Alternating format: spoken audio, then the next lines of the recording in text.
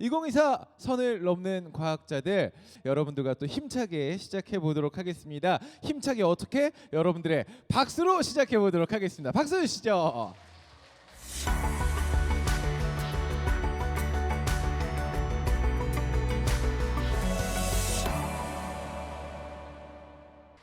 네, 여러분 반갑습니다. 여러분과 과학, 그리고 과학과 여러분을 연결해 드리고 있습니다. 저는 MC 허재무입니다. 늘 이맘때쯤 노벨 과학상에 대해서 참 준비를 하고 여러분과 이야기를 많이 나누고 있는데, 이 한강 작가님이 물론 분야는 다르지만 또 노벨 문학상을 수상을 해주셔가지고 저희가 준비하면서도 더욱 좀 기뻤던 기억이 나는 그날의 순간이었습니다. 자, 그렇다면 도대체 왜 노벨상이 뭐길래 이렇게 다들 노벨상 거리는 걸까요? 이 궁금증은요, 잠시 후에 강연에서 여러분과 함께 이야기를 나눠보도록 하겠습니다.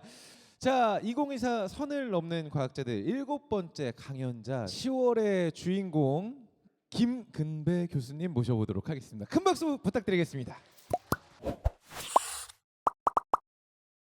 교수님 인사 한번 부탁드려보도록 하겠습니다. 오늘의 그 날씨나 풍경을 보면은 아주 좋습니다. 그런데 이렇게 좋은 날 어디 놀러 가지 않으시고 강연을 들으러 오시다니, 그 예사롭지 않은 여러분들을 만나게 되어서 무척 반갑습니다. 고맙습니다. 물론 날씨가 좋지만 이 과학 이야기를 들으러 나오시면서 또 풍경 구경하셨을 거거든요. 오늘 또 기대가 됩니다. 우리 교수님은 전북대 과학학과 교수로 계시면서 이 한국 과학기술자들 인물 아카이브를 만들고 계십니다. 올해 4월에 한국 근대과학자들을 탐구한 책이죠. 대한민국 과학자의 탄생을 내놔 주셨고요.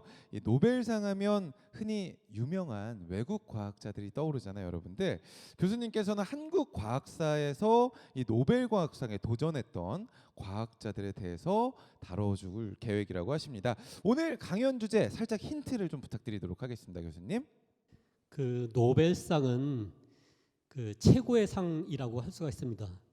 그런데 이제 그동안 한국의 과학자들이 어떤 분들이 이 노벨상에 도전을 했고, 앞으로 우리가 노벨 과학상을 타기 위해서는 무엇을 해야 될까에 대한 이야기를 하도록 하겠습니다. 왜 우리나라는 과학 선진국이라고 하는데 노벨 과학상은 아직까지도 한 명도 나오지 않고 있을까 많이 궁금해하실 텐데요. 바로 오늘의 강연을 부탁을 드려보도록 하겠습니다. 교수님의 강연 노벨상 한국 과학자들의 역사적 도전, 여러분들 뜨거운 박수 부탁드리겠습니다.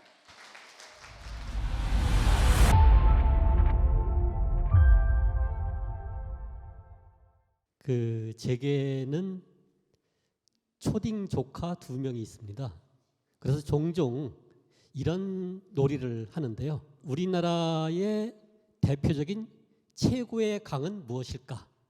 네이버나 구글에 요즘 한강을 치게 되면은 강 한강이 아니라 작가 한강이 제일 먼저 떠 있는 것을 볼 수가 있습니다. 그만큼 노벨상은 위력적이라고 할 수가 있습니다. 그 우리나라 사람들 중에서 노벨상 수상자가 이제 2명째 나왔습니다. 그 다음 수상자도 언젠가 나오게 될 건데 아마 제가 기대하기로는 과학상 수상자가 아닐까. 그 3번째 수상자가 과학자이기를 기대해 봅니다. 그 첫 번째 파트인데요. 세계 그리고 아시아에서 노벨상을 가장 많이 받은 나라는 어디일까요? 누구나 쉽게 알 수 있는 질문일 겁니다. 그런데 조금 더 들여다보도록 하겠습니다.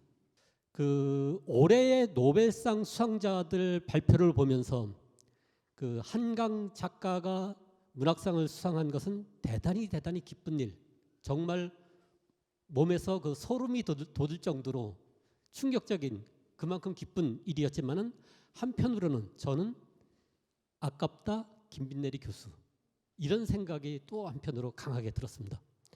그 올해 그 노벨 과학상 수상자들을 보게 되면은 노벨 생리의학상은 마이크로 RNA를 연구한 사람들이 받았습니다. 이 두 사람과 어깨를 그동안 나란히 해왔던 한국의 아주 뛰어난 과학자, 바로 김빈내리 교수입니다. 노벨 물리학상은 AI 기계학습에 관한 연구로 받았고요. 화학상은 단백질 구조 AI 모델 연구를 해서 노벨상을 받게 됩니다. 올해 노벨 과학상의 특징을 보게 되면은 노벨상 정설이 파괴되고 있는 게 아닌가라는 생각이 듭니다. 첫 번째는 노벨 물리학상, 화학상을 AI 연구가 휩쓸었습니다. 그동안 있을 수 없는 일입니다. 5명의 수상자 중에 3명이 구글이라는 기업에서 활동하는 연구자들입니다. 그리고 이 내용을 보게 되면은 과학과 그동안 노벨 과학상의 대상이라고 할 수 없었던 공학 분야가 이렇게 연계되어 있는 것을 볼 수 있습니다. 따라서 이 경계가 무너지고 있는 게 아닐까?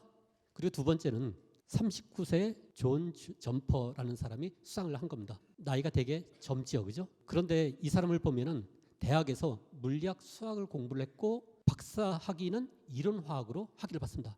되게 좀 서로 다른 분야를 전공을 해가지고 어떤 결국은 노벨상을 받게 된 것을 볼 수 있습니다. 이름도 좀 재밌죠, 점퍼. 그런데 이 사람은 되게 젊은 나이에 노벨상을 받았는데요. 그동안 노벨 과학상 수상 중에서 가장 나이 들어서 노벨상을 받은 사람이 있습니다. 혹시 누군지 아십니까? 존 굿이너프라는 사람입니다. 성도 재밌습니다. 굿이너프. 98세. 근데 이분이 100세에 세상을 뜹니다. 따라서 노벨상을 더 늦게 주었다면 또는 이 사람이 그렇게 오랫동안 못 살았다면 상을 못 받았겠죠. 그리고 세 번째는 한국의 과학자들이 상당히 근접해 가고 있다라는 것을 알 수가 있습니다. 노벨상은 알프레드 노벨이 제정한 상입니다. 이 사람이 유언으로 지금의 돈으로 2천억 원을 노벨상 기금으로 내놓게 됩니다. 그리고 이 노벨상은 어느 한 국가의 사람 또는 어떤 특정한 사람에게 주는 게 아니라 세계 모든 사람들, 즉 국가, 인종, 종교에 대한 차별을 없이 인류에게 최고의 기여를 한 그런 사람에게 상을 줘라. 그래서 노벨재단 홈페이지를 보면은 항상 저게 제일 앞에 내걸려 있습니다.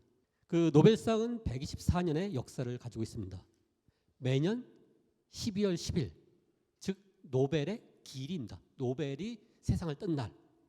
이때 시상식이 스톡홀름에서 열립니다. 스웨덴의 국왕이 노벨상 수상자들에게 어떤 그 시상을 하게 되는데요. 제일 정면에는 노벨의 흉상이 이렇게 놓여져 있습니다. 그리고 노벨상 수상자에게는 3가지를 주게 됩니다. 우리는 되게 상금의 눈이 어두워져 있습니다. 워낙 상금이 크기 때문에. 그런데 노벨상은 그 상장 메달도 좀 특별합니다. 그 상장은 그 수상자 개개인의 업적을 디자인해가지고 그 상장을 만듭니다.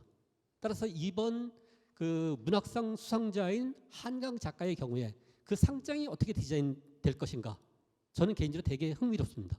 그리고 또 한 가지는 메달을 줍니다. 우리나라 선수들이 올림픽에서 금메달을 따면은 진짜 금메달이 아니잖아요. 근데 이건 진짜 금메달입니다. 그래서 이건 메달값만 하더라도 금으로 한 50돈 가까이 되는데 1,500만 원이 넘습니다. 메달 가격만 해도. 근데 뭐니 해도 우리에게 어떤 눈길을 가게 만드는 것은 상금입니다. 그 허준희 교수가 요 몇 년 전에 필즈 메달상을 받았잖아요. 상금은 얼마 되지 않습니다. 한 2천만 원? 그에 비하면은 노벨상은 약 14억. 엄청 큽니다. 그런데 노벨상보다 상금이 더 큰 게 있습니다. 우리나라 돈으로 한 40억 되는 상도 있습니다. 노벨 과학상 국가 순위입니다. 미국이 압도적으로 노벨상 수상자를 많이 배출을 했고요. 그리고 그다음에 영국, 독일, 프랑스, 일본이 어느새 5위로 올라서 있습니다. 그리고 우리에게 의미 있는 것은 세계 10위 정도의 나라들이 어떤 나라가 있고 몇 명을 배출하는가입니다. 보면은 한 15명 정도에서 한 10명 정도를 배출한 나라들이 10위권 언저리에 있습니다. 그리고 그 한 명씩 배출한 나라도 많은데요. 이것은 노벨상 수상 당시에 국적으로 분류를 한 겁니다. 그렇기 때문에 실제는 더 다양합니다. 출신 국가는 사실은. 그동안 그 노벨 과학상 수상자들의 분포를 보면 세계 전체적으로 675명 124년 동안 675명이 배출이 됐고요. 그 중에 후발국 일본까지 포함한다면 66명입니다.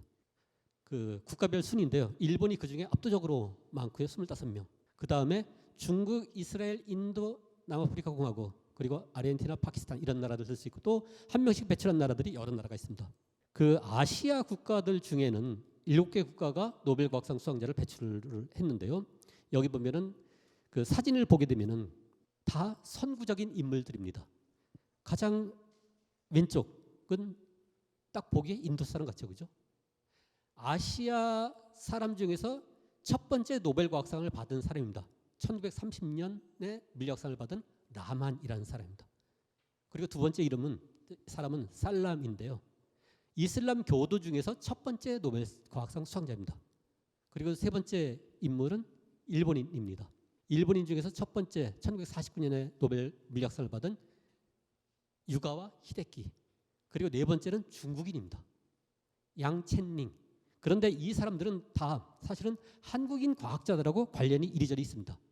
그 우리나라를 보게 되면 과학기술의 역량은 세계 10위 정도 되는데요. 그런데 노벨상 12국가인 네덜란드를 보면 14명을 배출했습니다. 따라서 한국에서 그동안 노벨 과학상 수상자가 배출되지 않았다? 정말 이상한 일입니다. 어떤 면에서는 쇼킹한 일이기도 합니다.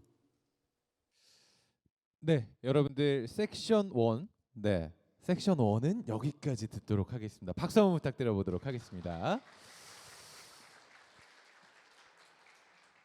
교수님 마치 섹션 2가 너무 기다려지는 느낌으로 끝내주셔가지고 세계 그리고 아시아에서 노벨상을 가장 많이 받은 나라는이라고 저희가 또 화면에서도 함께 만나봤는데요. 여러분 보셨겠지만 우리나라는 정말 과학기술 이 역량이 세계 10위권 안에 들 것이다라고 이렇게 누구는 뭐 자타공인이라고 저는 생각이 되는데 노벨상을 받은 적이 없다. 참 그게 굉장히 답답해지기도 하고 좀 속상해지기도 합니다. 올해 생리의학상을 받은 마이크로 RNA 분야. 김빈내리 교수님도 이 분야에 대해서 굵직한 연구를 많이 하셨다고 들었는데 수상 명단에는 없었거든요. 과연 이 김빈내리 교수님이 올라가 있지 않은 게 어떤 이유가 있을까요, 교수님? 그 김빈내리 교수는 노벨상에 가까이 다가간 보기 드문 한국인 과학자라고 할 수 있습니다. 그런데 이번에 수상을 하지 못한 결정적인 이유는 마이크로 RNA의 첫 연구가 아니라서입니다. 그런데 앞으로 마이크로 RNA의 어떤 가치가 높아지게 되면은 두 번째 어떤 마이크로 RNA 수상자들이 나올 수 있습니다. 그때는 아주 김빈내리 교수님이 되게 중요하게 포함될 수 있지 않을까라는 생각도 해봅니다. 그때는 중요하게 포함이 될 수 있을 것 같다라는 이야기를 해주셨는데 궁금해서 바로 두 번째 섹션으로 넘어가야 될 것 같습니다. 노벨상에 근접했던 역대 한국 과학자는 땡땡땡이다. 바로 만나보도록 하겠습니다. 여러분 박수 한번 부탁드리도록 하겠습니다.